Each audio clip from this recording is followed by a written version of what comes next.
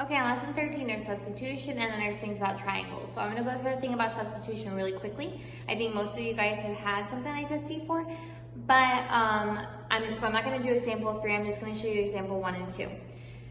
Remember, there's like a bazillion ways to solve for x and y when you have 2 equations to help you, okay? Which you have to. If you have 2 missing numbers, you have to have 2 equations to help you, okay? So instead of eliminating these, we're gonna substitute. So if you see x equals y plus 5, you're gonna substitute y plus 5 in here for your x. That's what it means to substitute, okay? You solve one of the equations for a letter and then substitute that into the letter on the other equation, okay? Listen to that again. Substitution is you solve one equation for the letter, either x or y is alone right here. And then you take that and you substitute it in for that letter in the other equation. In this example right here, they already give you an equation, solve for the letter. In this example over here, they expect you to solve one for the letter, okay? So here we go. All we have to do for this one is substitute y plus 5 in for x. That's substitution.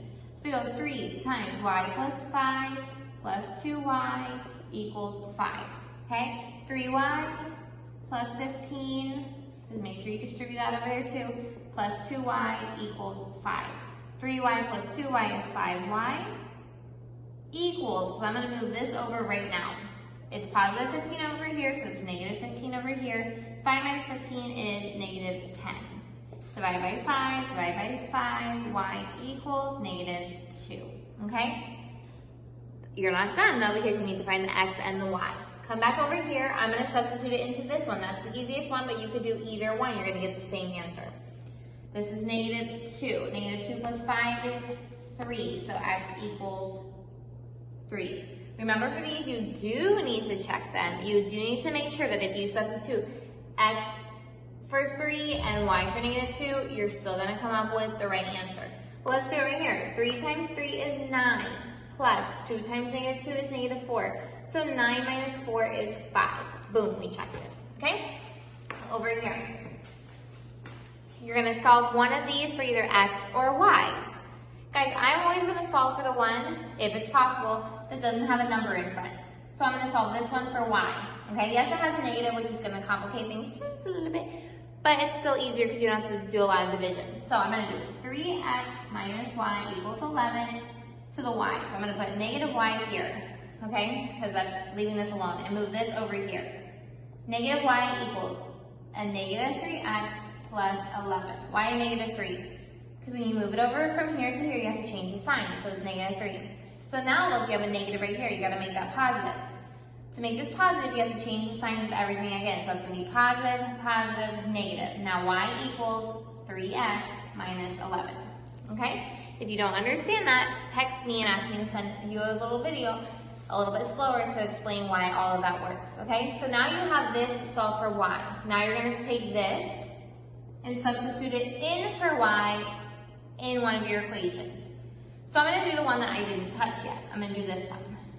2x plus 3 times 3x minus 11 equals negative 11, okay? That's 2x, make sure you can still see it, yes. Plus 9x minus 33, because don't forget to distribute both, equals negative 11. 2 plus 9x is 11x.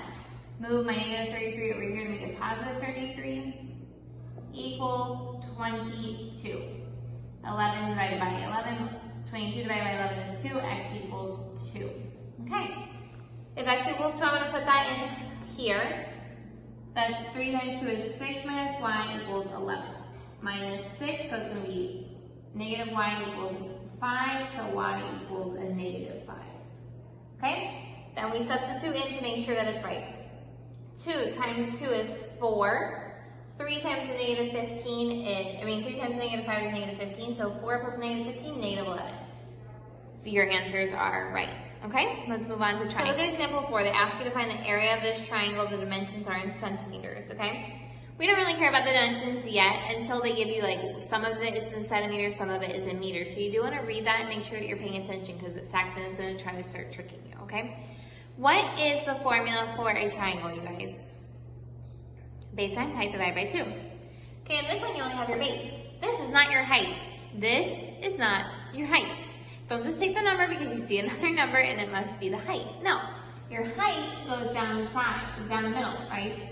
We don't know it. How are we gonna find it?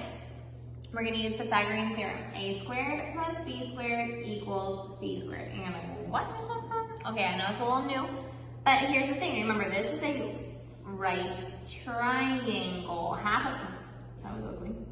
Half of this is a right triangle, which means that this is your C, right here is your A, and this is your B. Or this is your B, this is your A, it doesn't really matter. Half of this means that this is A and this is 2. If this is 4, half of it is 2. And 5 is C. So we can use our Pythagorean theorem to find B, the height.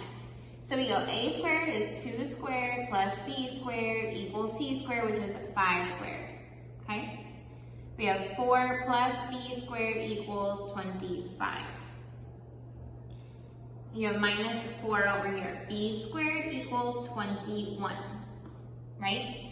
What are you gonna do? You're gonna square root this, because you gotta cancel out this exponent to the square. So B equals square root 21. This is where Saxon starts to like not help you at all, saying that the numbers never actually work out because there is no square root 21. So you just have to leave it like that, square root 21. So you go over here, now this is square root 21.